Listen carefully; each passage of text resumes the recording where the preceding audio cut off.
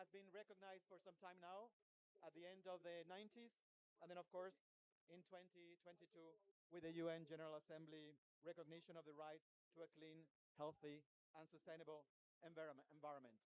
My name is Rafael Benitez. I'm the Director of Social Rights, Health, and Environment of the Council of Europe, and I'm delighted to moderate this meeting today. And if you allow me, before we begin proceedings, I would like you to watch a video that we have prepared on this occasion. Intro video, please.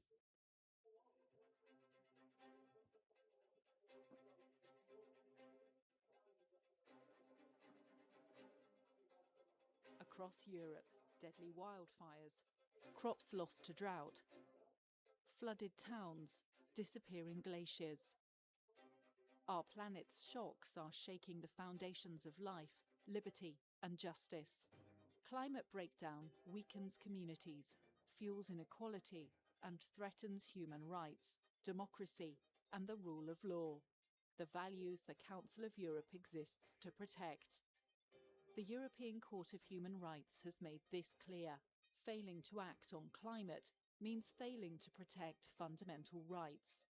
The Council of Europe has stepped up. A new strategy on the environment mobilises the whole organisation.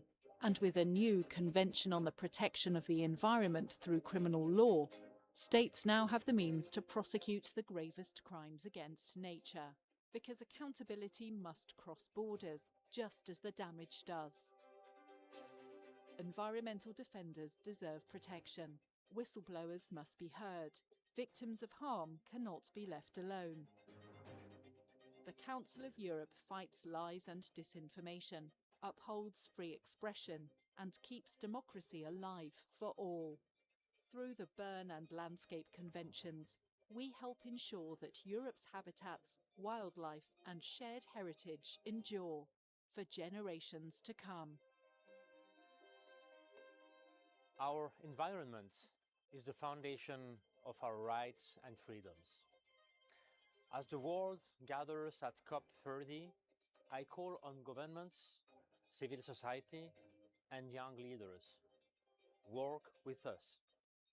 Climate action is action for our values, for people, and for our planet.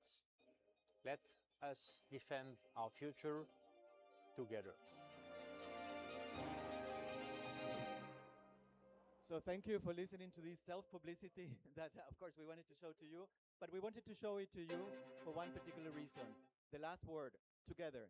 So today, together, we come, civil society, governments, international organizations, to move ahead in the front of environmental human rights defenders, because they are key to the efforts of the international community. And as far as the Council of Europe is concerned, they form part of the new Council of Europe strategy on environment. There's a specific strategic objective which aims precisely at supporting and protecting environment, human rights defenders. So this is what we're going to talk about today. And we are privileged to have with us a distinguished panel of experts on this matter. And I would like to acknowledge, first of all, Marta Saraiva and Portugal, which we thank warmly for hosting this side event. Marta has a lot of experience in environment for many, many years. She's a distinguished diplomat, now with the Foreign Ministry, and she was also posted to the Council of Europe in the permanent representation of Portugal to the Council of Europe.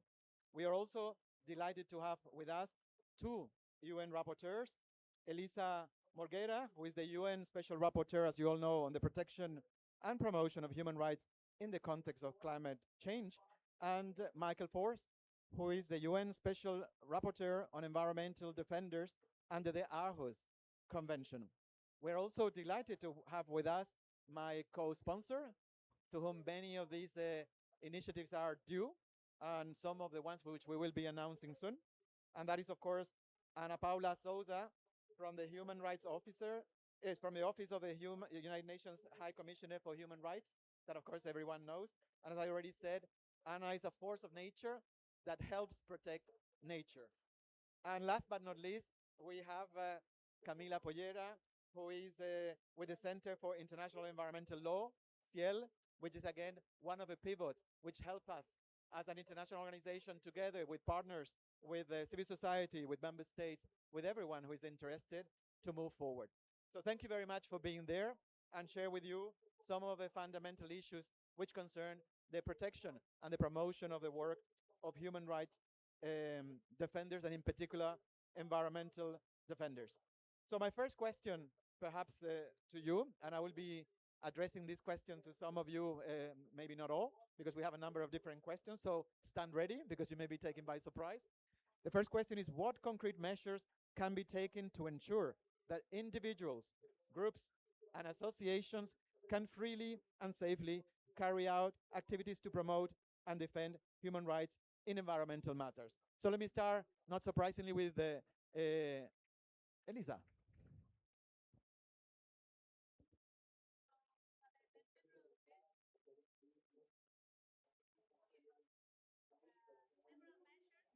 On my side, it is now. Several measures. Okay, very, very close. Several measures that must be taken by states. I've been mainly focusing on the legislative side, ensuring not only protection of environmental human rights defenders and their freedoms, but also recognition of their knowledge and expertise as central part of the evidence base for any meaningful decisions on climate change, and also work with public authorities, journalists, social media to really ensure that the narratives around environmental human rights defenders are aligned with their recognition that not only environmental human rights defenders' rights must be protected, but also that their work is so significant for the protection of everyone's human right to a healthy environment. Thank you very much, Elisa. Can we hear it from Michelle? Actually, it's Michelle or Michael? Michelle. So, Michelle, can we hear it from you? Yes, I mean, I would complement maybe what Elisa was rightly saying,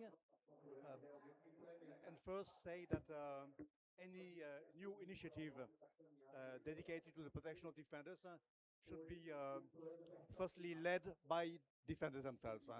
That is, we need to include defenders themselves in any decision that we have to take to protect them wherever they are. The second element, we need to look carefully at those who are far from the capitals, far from the protection mechanism, to make sure that those who are the most isolated and the most at risk, the most threatened by government, by mayors, by companies, can have access to protection mechanism. And we will have a lot of concrete elements to provide, not only starting with this idea to organize this European Forum on environmental defenders. Well, I have to say, Michelle, you have just... you are not supposed to say it. No, madam, come back to that. But you have a secret that shouldn't have been unveiled. But nevertheless, we will pretend we didn't hear the last part. So let me now move to perhaps Anna herself. Anna, what can you tell us about this? I mean, you have been instrumental in advancing the cause of human rights, environmental defenders. Why? Why do you think that this is important? Well, good morning, everybody. Bom dia. Bom dia. Bom dia. Good morning. Here today. Thank you very much, Rafael, for bringing us all together. Why it's important to defend, to protect the rights of those who are defending. Can you hear me? Is it going through? Yeah, okay. So I suggest that use your... You can, okay, good. So why is it so important to protect the rights of those who are defending our environment? I mean, first, they are knowledge holders. They hold. Let's stop seeing them as people. They are troublemakers. They are not troublemakers. We know the ones that want to frame them as troublemakers are saying that they are. Don't fall into that. Those are people that hold local knowledge. They hold traditional knowledge. Indigenous peoples that hold the indigenous knowledge. They are people that know what they are defending. And they are doing this for us. They are sacrificing their lives. There is a lot of burden be in their lives, be on their mental health for something they believe, and they believe this for our good. They actually, we should be thanking them. We should be thanking them for doing the work that makes us continue. Imagine a world without defenders. So I think we do this to honor their work, to thank them for looking after us and to and the future generations. So that's why we need to do it. In addition to everything that Michelle and Elisa has said.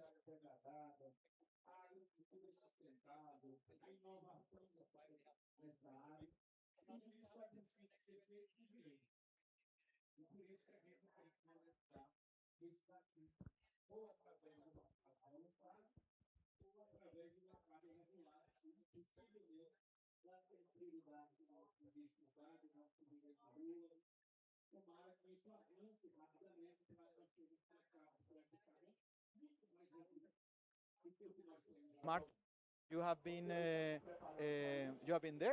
when the Reykjavik Declaration of State and Government of the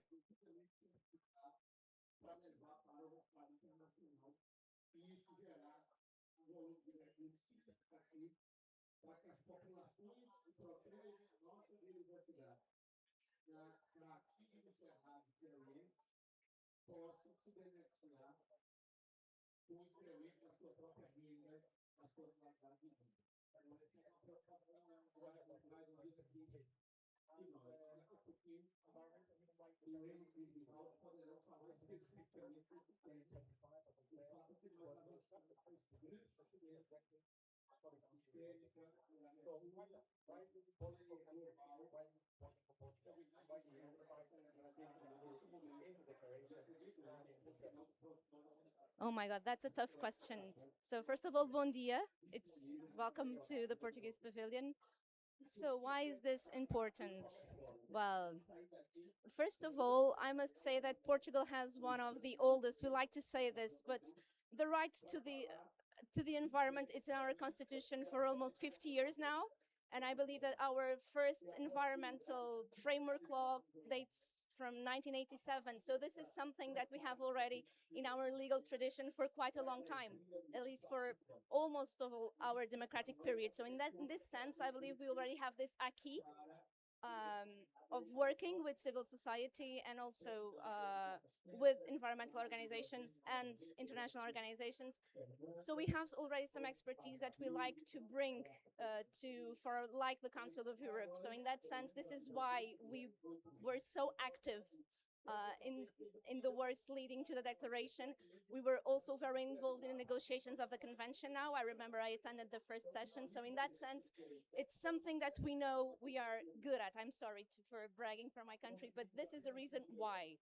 How do I see all this integrated? I dealt with these issues in several places. So in the government, in the ministry, as a lawyer as well. So after 10 years of doing this, everybody has a role. As Anna was saying, environmental defenders, they give us knowledge. They tell us what's not working so good in the field. So we have to listen to them. And one of the things, probably most recently now, many of these defenders, they have an amazing technical and expertise already, so they are true partners. So in this sense, it's a system that has to have all of its characters to function properly. And one last thing regarding standard setting, it's also an opportunity for the states to learn what we can improve when we have to answer something under the Aris Convention, we have to answer something to a UN panel. It's also an opportunity for us to reflect on what we can do better. So in this sense, the work of the Council of Europe it's also very welcome. It's recent, I would say, so to speak, but it will also, and it will have the very distinctive feature that the Council of Europe always has. It's a very, very strong legal background to it, very robust, with all the court's jurisprudence, all the standard setting, all the role. And when I was listening to you making the first question, for me, the most important thing is to have a very robust and functioning legal and court system. So in that sense, the Council of Europe, it's of very, very, very added value to all this work. Well, thank you very much for that, Marta. I think, well, first of all, I think we should all pay tribute to Portugal. The work they've done is incredible, and I think you are really facilitators wherever you are. You have this tradition of actually making the difficult procedures here, and taking but at least here, bridging the gaps between the decisions of countries, and most importantly, do it keeping in mind the overall objective, which is make progress here. And I also have to say that, well, I totally agree with you, of course, that what is distinct in the case of the Council of Europe is the fact that this is a rights-based approach. Yesterday we had an event on human rights and climate change. I was there as well. So we're talking about this, and I think one of the challenges here is to move from the narrative. And it's very good that we have a narrative. It's really great. But to move from a narrative to a rights-based approach.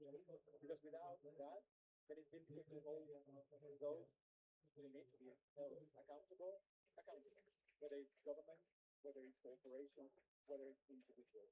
So I think this is very important, and I totally agree with you that environmental and human rights defenders and civil society in general, they bring a unique added value to the processes that we all form part.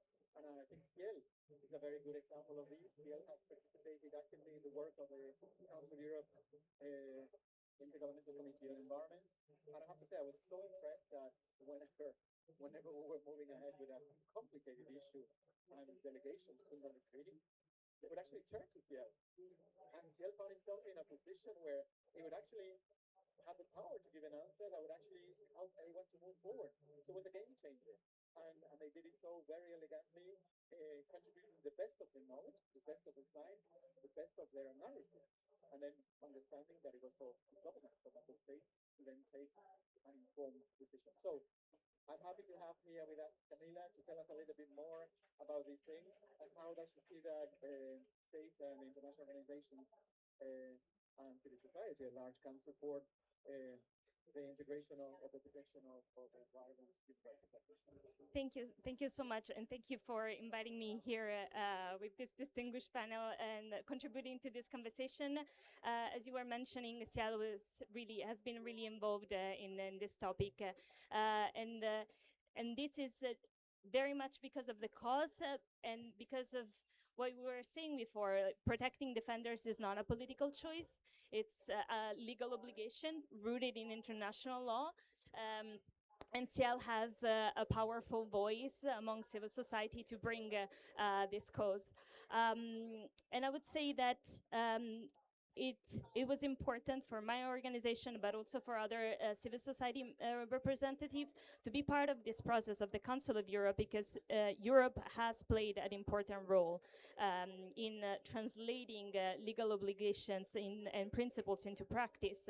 The Aarhus Convention is an example of that. The establishment of a mandate special rapporteur is exactly the perfect example.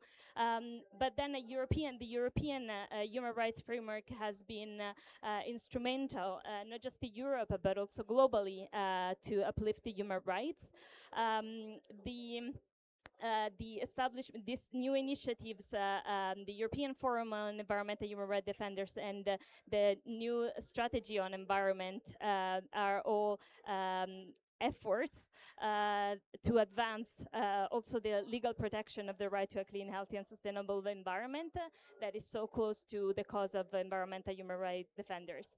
And I think it's also important to have this conversation here at COP because the conversations that we are having focused on the Council of Europe, but that should be also applied globally. And the UNFCCC negotiations are addressing, should address environmental human rights defenders specifically in the COP30 decisions. And I'm very looking forward also to have these discussions with you all.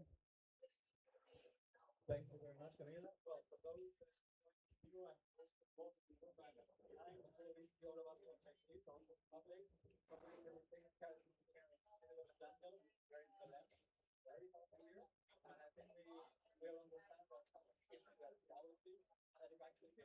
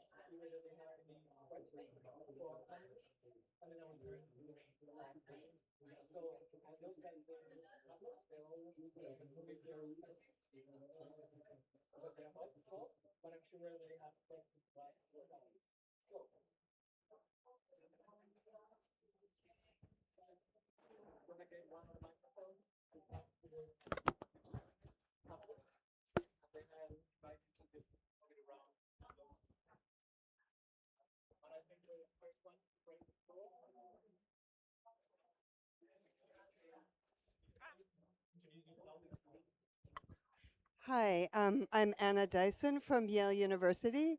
And my first question is, we work in the built environment in urbanization. And increasingly, to decarbonize the materials of the built environment, we have new partnerships between forestry, agriculture, and built environment. So how do we take on this issue of safety when there's such different sectors that are starting to merge and come together, and with different problems in the rural to urban divide?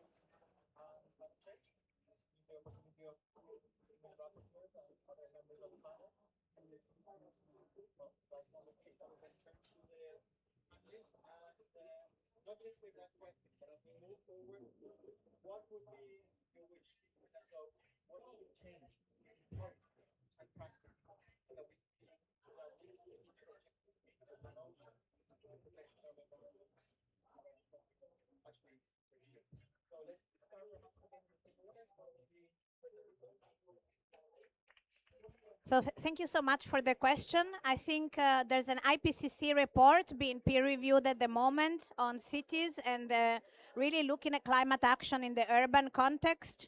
It's really important for all the experts here and all the human rights experts to provide peer review, but also see the evidence that already the panel has brought together about where we are at, both in terms of working across sectors that may not have worked together before and who may not be as experts in human rights as others, but also see the innovations. And for my role, I think city level, subnational level, urban is where we might see really engage in transformative climate action, because we are, as we are here, at the forefront of the crisis. We have no choice but to make progress. So it's really important to understand where there are mismatches in understanding, in practices, and identify where we bring that knowledge of human rights and the human rights-based approach, because any challenges are indications that we need a deeper understanding of what needs of human rights holders have not been met, and through climate action making sure we meet those needs first, rather than maybe replicate or even make worse some of the harm to human rights that some holders in urban environments are already facing. And so maybe just going back and reiterating how I think for me, my wish is how we can build the capacities of policymakers, lawmakers, experts in governments at all levels to listen and learn from defenders. That's not something that just bringing defenders in a room happens. There's a lot of biases, a lot of maybe misunderstandings, and we need support from academia, from human rights experts to support a meaningful process of dialogue and mutual learning. So making sure that we support that process of recognizing the knowledge, integrating the knowledge, even if sometimes that knowledge really challenges what has been done in terms of policy and administration. We have to learn to listen to something that may be uncomfortable, but hold that uncomfortable conversation, because that's the crucial learning to do better, as our colleague from Portugal was also saying. Thank you. Thank you, Lisa. So,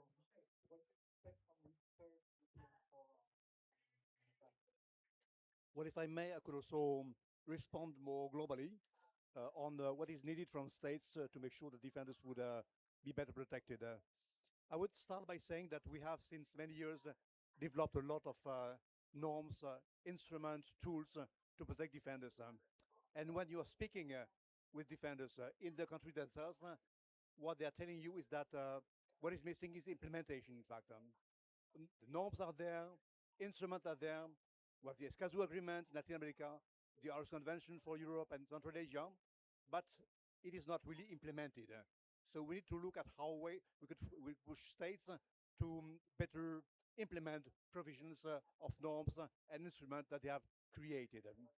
One of the positive things with my mandate is that it has been established with a legally binding instrument. That is, states have an obligation to fulfill recommendations coming from both the compliance committee and my mandate.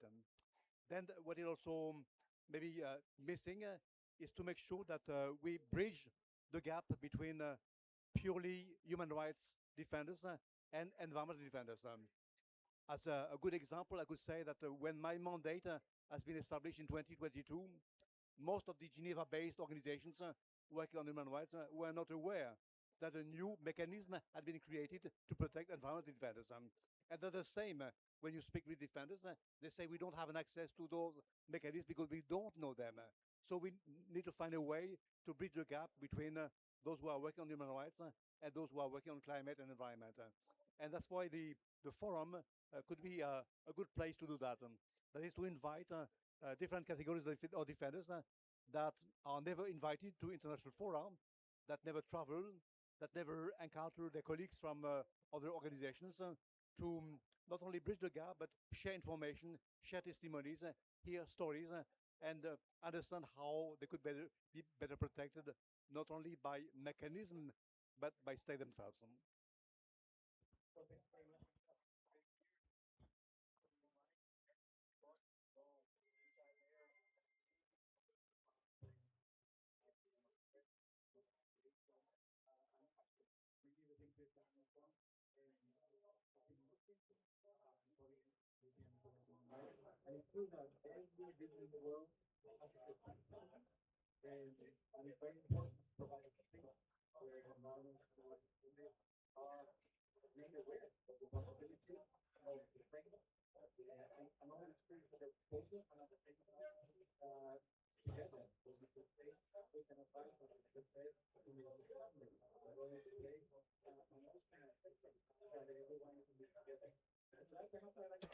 I'd like to turn to Marta as well and hear a little bit.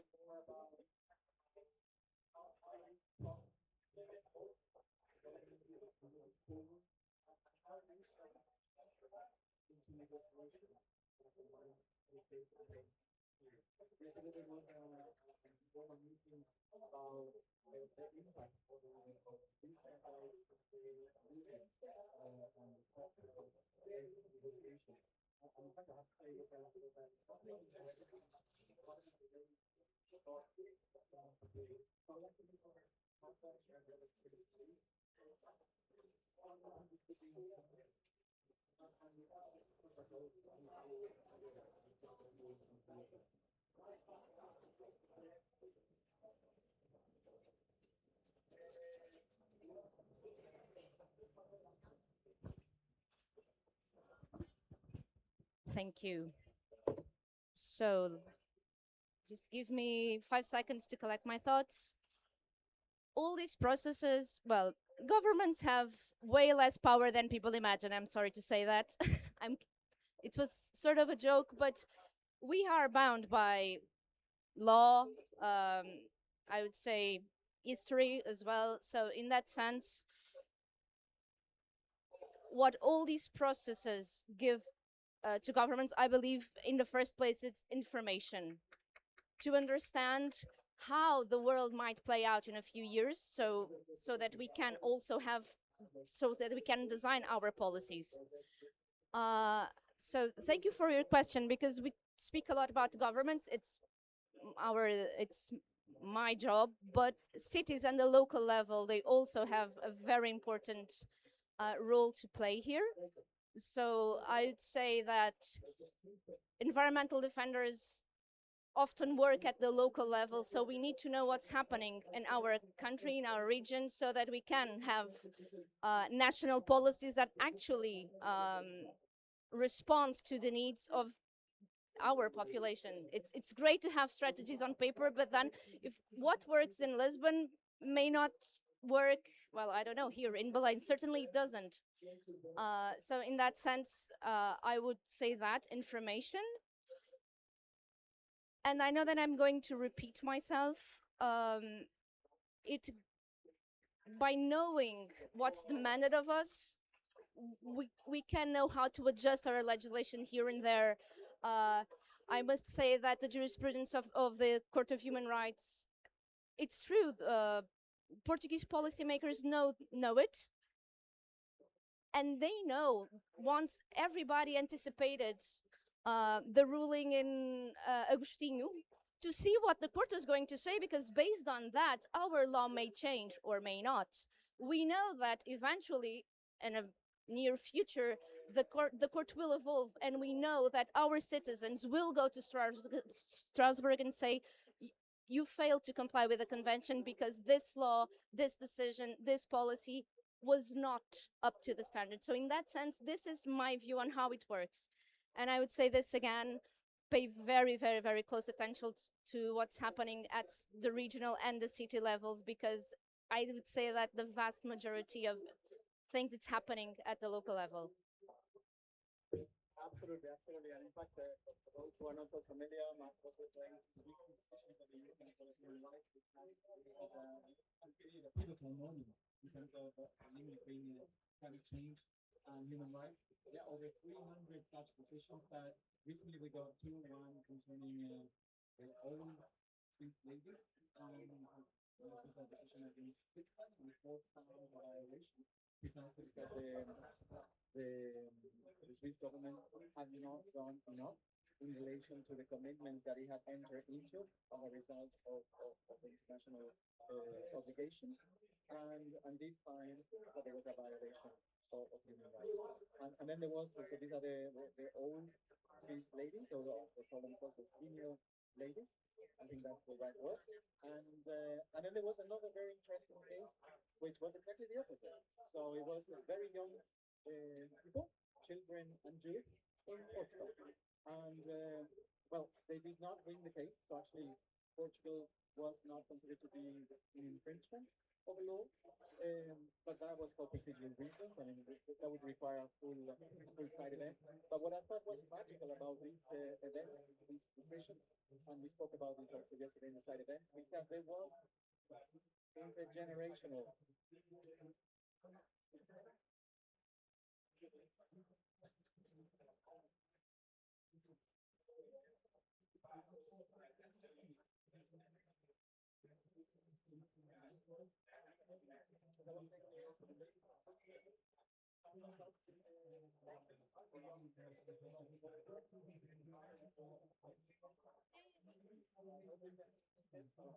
I was just saying very quickly, I'll try to say very quickly. The grandmothers of Switzerland met with the children of Portugal, and they called them their children, and the children called them the grandmothers. So all came together. These cases actually highlighted fundamentals in terms of human rights protection, and in fact have created a pivotal moment. And we want to believe that actually the recent ICJ advisory opinion actually builds in that channel by recognizing the unprecedented existential crisis for humanity. So this is where we are, and we have heard about well what can be expected. But I'd like to turn to civil society. I'd like to turn to Sierra. Thank you. Camilla, what do you expect from this forum? What would you like to happen? Thank you so much, and thanks for the points that you raised. It's it's a matter for sure of intergenerational justice. It's a matter of intersectionality. Environmental human rights defenders, the violence environmental human rights defenders face is amplified by intersecting forms of discrimination. And women, Klima Signorinen, it's a case defending the environment are particularly exposed to gender-based violence, to sexual violence, harassment that is rarely visible in the data. And they're confronting not only corporate and state repression, but also deeply rooted patriarchal norms that made and that makes their work particularly dangerous and particularly invisible. We were mentioning before the ICJ advisory opinion, the Inter-American Court advisory opinion also expressly mentioned and focused on environmental human rights defenders and focused on women environmental human rights defenders, asking and demanding and calling on states to guarantee defenders' safety, participation, and freedom from persecution. And in the case of women environmental human rights defenders, it's required a strengthened duty of care. I think this is what civil society want to see, and this is the change that we want to see at the Council of Europe in this process, looking at environmental human rights defenders and all the realities that they face, from the women, from indigenous peoples. This is what we want. Thanks for that. It was very clear. Now, with this, I'd like to turn to Anna.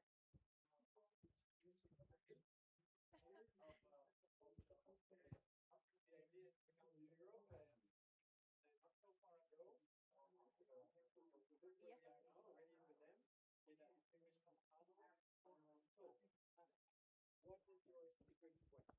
What did you hope to achieve with this forum? How would you like it to go? How would you like So first, we in the Office of the High Commissioner for Human Rights, we work with environmental human rights defenders all over the world, a lot in Latin America and the Caribbean, in Africa and Asian Pacific, and in Central Asia. And then suddenly we were like, few years ago, we were like, oh, the situation in Europe is getting a lot worse. We have countries with applying really harsh sentence for people just planning to do a peaceful protest. We have defenders being called eco terrorists and so on. And we were like, this is bad. That's not. This shouldn't be like that. And it's wrong in so many levels. Legally, policy. It's not policy wise. Ethical, morally. It's like it's just shouldn't be like this. And then we were like seeing the work of Michel Force, the reports that he has been producing, shedding light on the situation in many countries in Europe. And here we are talking about large, broad Europe, Council of Europe, member states, not just EU. We were like, yes, we must do something. And then we start that conversation. And we had about a year ago, just over a year ago, a meeting, a brainstorming meeting in Brussels with about 80, 90 people, including probably most of them defenders, to understand is like, tell us what's going on. And then came the idea of the forum. And so the forum is a joint initiative with Michelle, with Elisa, with the Office of the High Commissioner, with the Council of Europe, and with the Fundamental Rights Agency as well. But we are building this, and that's the innovative part. We are building this with defenders, with civil society. We have a coordination group, and all decisions are made by consensus. Everybody has an equal vote there. And so that road took us here. And then about a month or 2 months ago, I had this conversation with Rafael, which, by the way, you are such a great moderator, so charming, so kind. Uh, please be more in panels. And we were like, let's do it. And we were like, from the moment the Council of Europe, because the idea of this forum is to bring international, regional mechanisms connecting with national. We see a completely disconnect between environment protection of environment ministers. They don't see the human rights protections. They're not even aware. And human rights, who stays in their bubble. So here we are trying to make that conversation flow in the most, I think, realistic wish for this forum is that we start that conversation part of like part of a broader community, bringing all the people that should be around the table and not be scared of having the conversations like, why are we so scared in Europe of environmental human rights defenders? Why? But then I also have a more utopic dream, and that's what moves. I think we need to have those ideals to dream big. And I would love at some point that we are in meetings like this where everybody identifies as a defender. We are, there is nothing preventing us from being and not seeing defenders as someone as a mystical, negative or positive. Those are humans. They are dedicating their lives. We should all be part of this global constituency of those who are defending the planet, nature, and those who are in the front line of the climate or climate emergency, environment degradation, so on.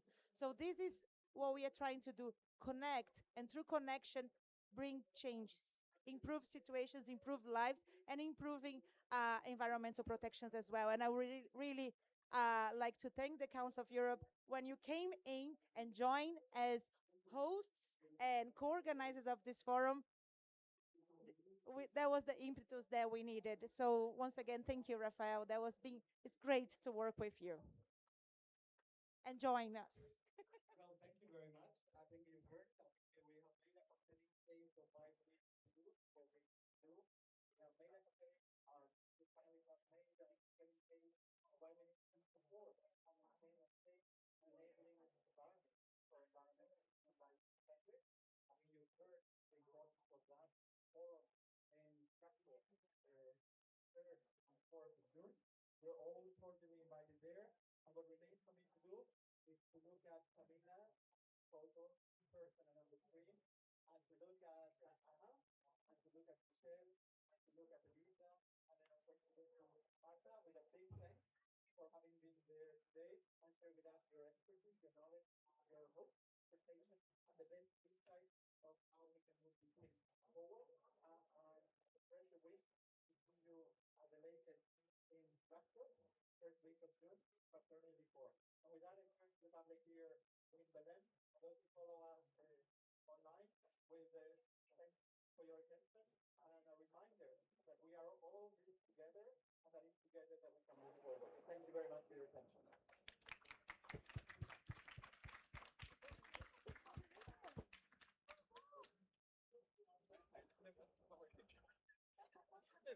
The guy's crazy going with like this, and then Michelle looked at me and I happened. You sure? I mean, seriously, we're just like survival. It's like, survival I'm skills.